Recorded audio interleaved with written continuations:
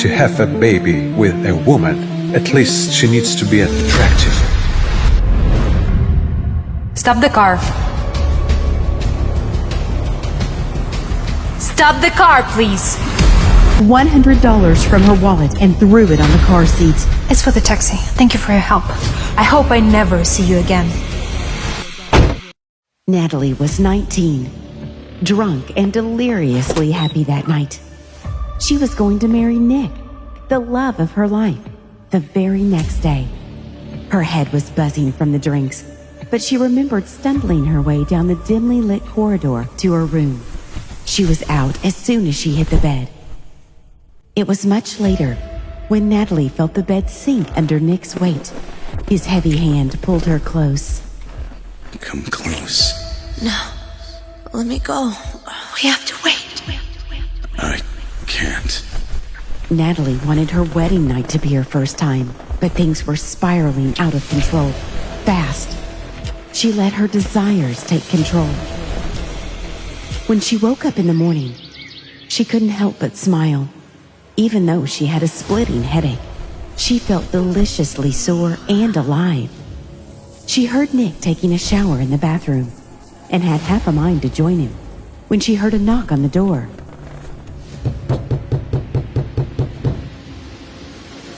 Who she saw on the door left her gasping for air. Nick? Natalie was dumbfounded.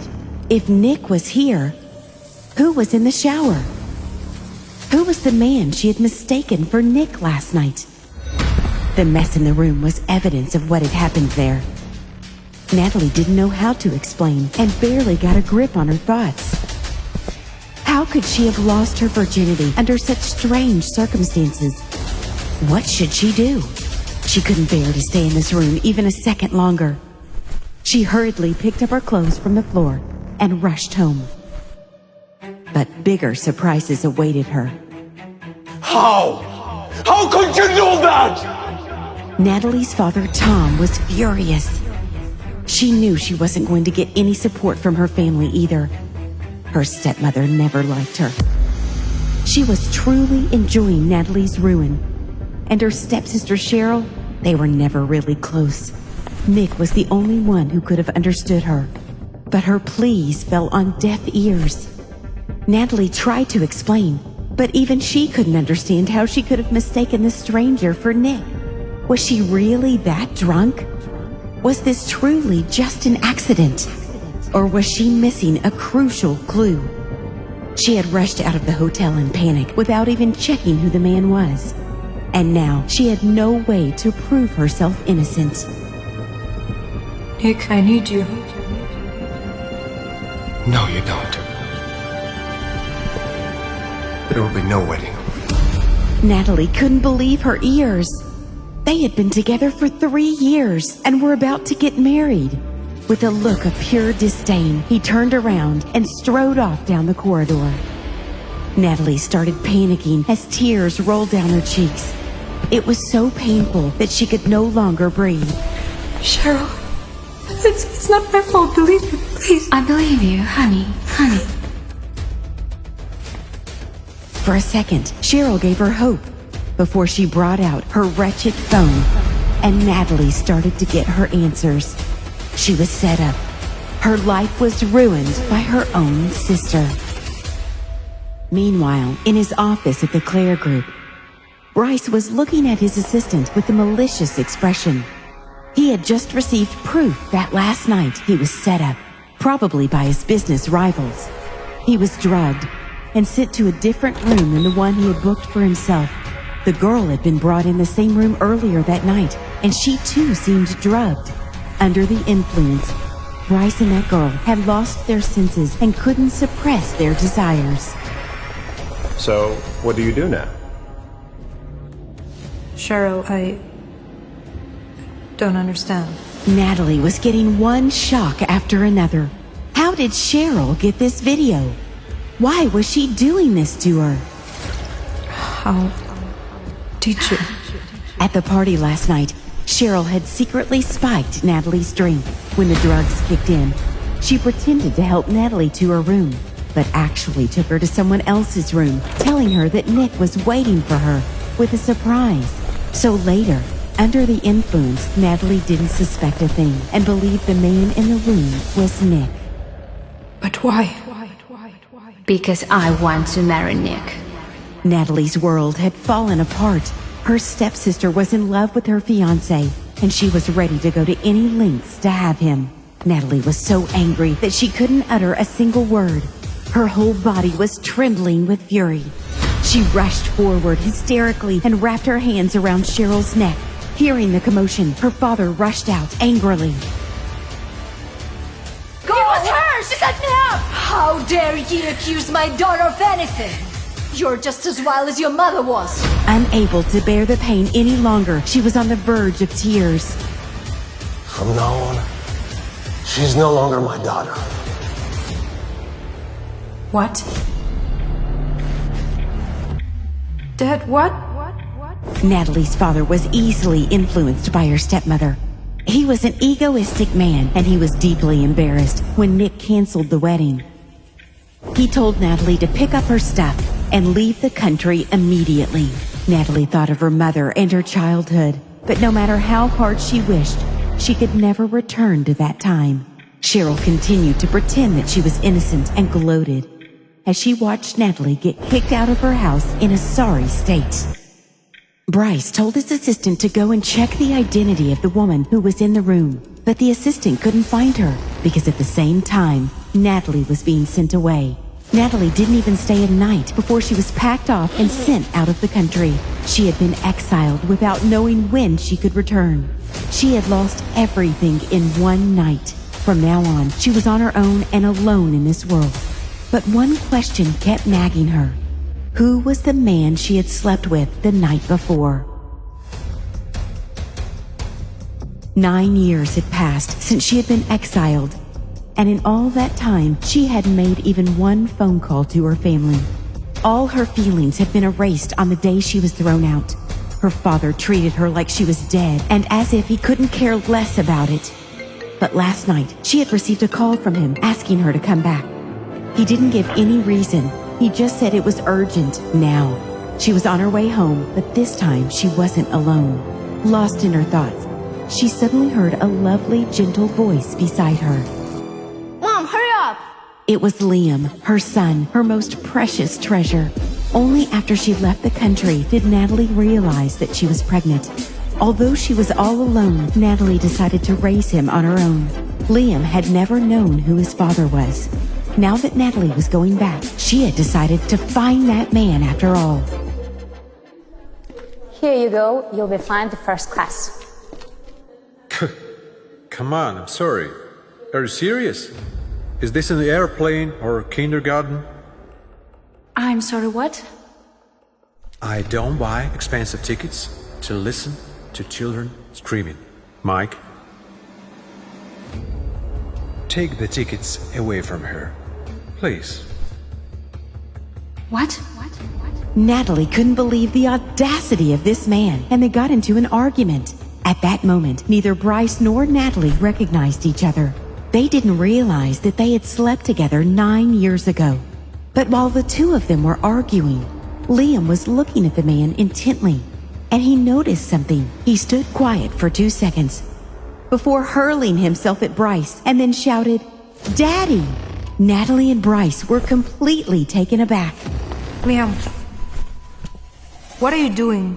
It's not funny, making jokes about this. Natalie was angry and confused at the same time. Why did Liam call the man Daddy? And then Liam told her about their identical scars. Natalie was shocked. Bryce's expression instantly turned ugly. Liam had always been sensible and listened to Natalie, but today she didn't know what was going on. No matter how much she tried to persuade him, Liam continued to question Bryce for abandoning his mom. Bryce had known many women who had claimed to be pregnant with his child, but this was the first time he had ever seen such a clever and affectionate son. He was sure she was after his money. Natalie was fuming as Bryce kept throwing such vile accusations at her. And then he said something that triggered her. Hey, Why don't you give him a proper family?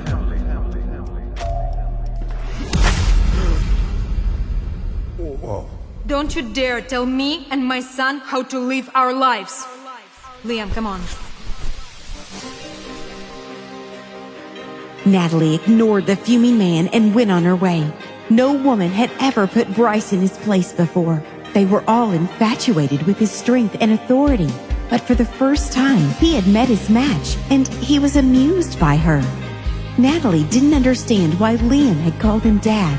It was their first meeting after that night. But they had no idea that their fates were already intertwined.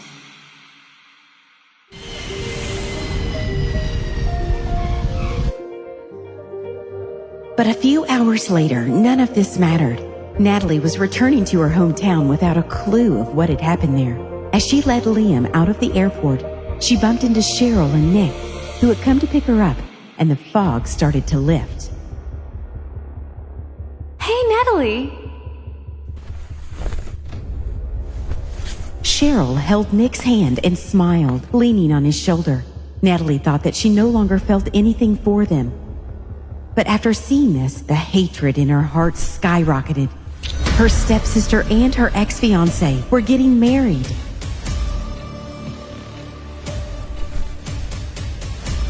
Mister, you forgot your wallet. Did it fell out? Or maybe you pulled it out? Before Nick and Cheryl could humiliate them further, Natalie jumped in to say that Liam was her son. Their shock was evident. Cheryl had countless questions in her mind. She hadn't even heard that Natalie was married. So where had he come from? Wait. Don't tell me you gave birth after you cheated on Nick. The moment she finished speaking, Nick, who had been standing beside his fiancée without saying anything, called Liam illegitimate. Natalie almost couldn't believe that this man standing in front of her, calling her son illegitimate, was the same person she had loved back then. After 9 years, she had discovered that their relationship was only worth this much. The slap was loud and clear. If you say that again, you'll get a second one. It goes for you too. Fraud. Cheryl's face turned red on being called a fraud. How dare you? Do you think that because you're a woman, I won't do anything to you? Don't touch my mom. Nick was already furious, but now his rage increased. Liam tried to push Nick away, but he was too small. But Bryce had seen what was happening, and he could not stop himself. Darling, there you. I've been looking for you everywhere. I was getting worried. Dad! When Liam saw Bryce, he hugged him excitedly. Natalie hadn't expected the man who had been so rude to her to actually help her. When Liam said Daddy, both Nick and Cheryl froze. They had thought Liam was illegitimate, the son of Natalie and that other man. They hadn't expected her to actually find a man abroad, let alone one who looked rich and important. The two of them looked at each other and were suddenly at a loss for words. Natalie didn't know why he was helping her, but she took his cue and grabbed his arm. Nick gritted his teeth as he watched Natalie grab the man's arm and get into his car. It was too much for him to bear. Cheryl stood at his side, her face filled with undisguised jealousy as she looked at the man's car. She was extremely angry. How had Natalie gotten involved with such a man? Bryce stared out of the window with a cold expression. He seemed to be deep in thought until he heard Natalie's words. Thanks for your help. I just don't like what those two were saying, that's all. Liam, who was sitting next to her, once again thanked his daddy for helping them out. Natalie shushed him. She didn't know why he believed this man was his father, nor did she know how to explain Bryce's actions.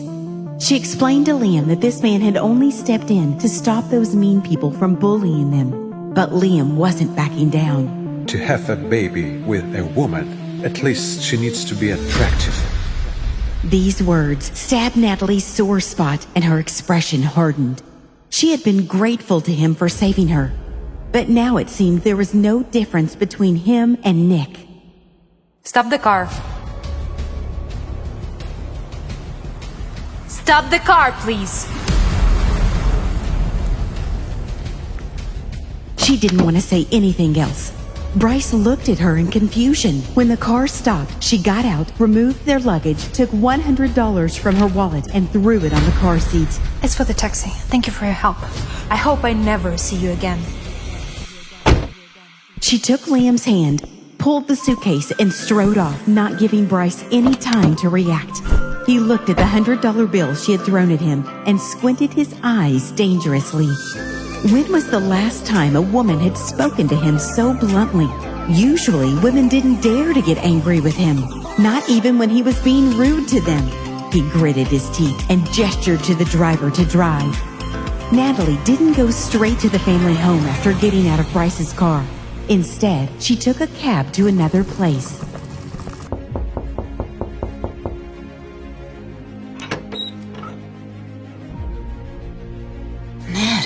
Granny. Natalie quickly stepped forward to hug her granny. Her heart warmed and her eyes filled with tears. How much suffering have you endured while you've been away? Hello, I'm Liam. Her grandmother was the closest person in the world to her. Naturally, she was overjoyed to see her precious granddaughter and delighted to meet Liam. She doted on him, wishing that she could keep him locked up in her heart. After a really long time, Natalie was able to breathe freely in a safe space. Having experienced so many things in her own life, Natalie's granny knew what to ask and what not to ask. And since her granddaughter didn't seem to want to talk about it, she didn't ask about the child or who his father was. Natalie stayed at her grandma's for the night. She was happy to come back to the place she had spent her childhood in. After a long time, she didn't feel alone in this world. She felt good here, and nothing could destroy this euphoria. Nothing except... Hello again, sis. I knew this was the place to look for you. I don't think we have anything else to talk about. Please, don't bother me, okay? Wait. We didn't really want to come here. Yeah, Daddy asked us to come. He wants to see you right away. She didn't want to have anything to do with her family anymore, but she still hadn't made this clear, so she needed to talk to her father face to face. Liam! On the way to the family mansion, none of them said a word. It was clear that Cheryl hadn't come here on her own initiative. She still deeply hated Natalie and didn't want to see her. The car soon arrived at the family home. Natalie saw that the yard was pretty much the same as it had been when she left, but the situation was different now. She could no longer face these people with a calm demeanor as she had before. As soon as she stepped into the house, her stepmother came hurrying over, putting on a warm and gentle expression. How was the flight? Are you hungry? I know you don't like me, so you shouldn't act like you do. Is that a way to talk to him, Ma? Tom's sullen voice came from the living room. For the past 9 years, they hadn't cared about her in the least, but now they were showing all this enthusiasm. I've sent you out of the country to think about your behavior. Instead, you've brought some strange kid here. Hello, I'm Leah.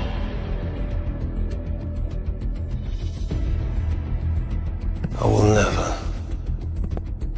accept him. He's the part of the Davidson family.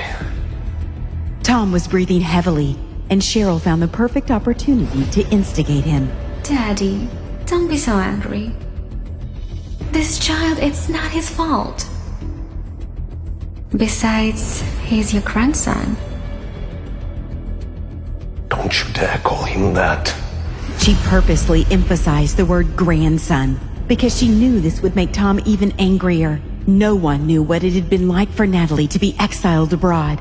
She had been so poor before Liam was born that she sometimes had no money to eat and nowhere to sleep. She had suffered all sorts of hardships, but no one had called her to ask if she was doing okay. And now they had the audacity to reject her son. Liam is my son, and I don't care if you accept him or not. I only came back here for the engagement party, and I'll be leaving as soon as it's over. She had worked hard to rise up as a fighter. She had stopped caring what other people thought of her. Natalie was expressionless as she looked at her family. The bitterness in her chest bubbled up, but she forced it back down. She had thought her father might react like this, but when she saw it in person, she couldn't help but feel pain. She had no feelings about all this but disgust, so she casually agreed and then turned around and left with Liam. She left the home that she had lived in for 20 years without a shred of nostalgia. But on the way out, she was stopped. Natalie, please wait. What? What do you want from me? Did you come here to insult me even more? You the fraud. You cheated on me behind my back. Are you done? Now you listen to me. I had been set up, and you just walked away. What do you mean? You were set up.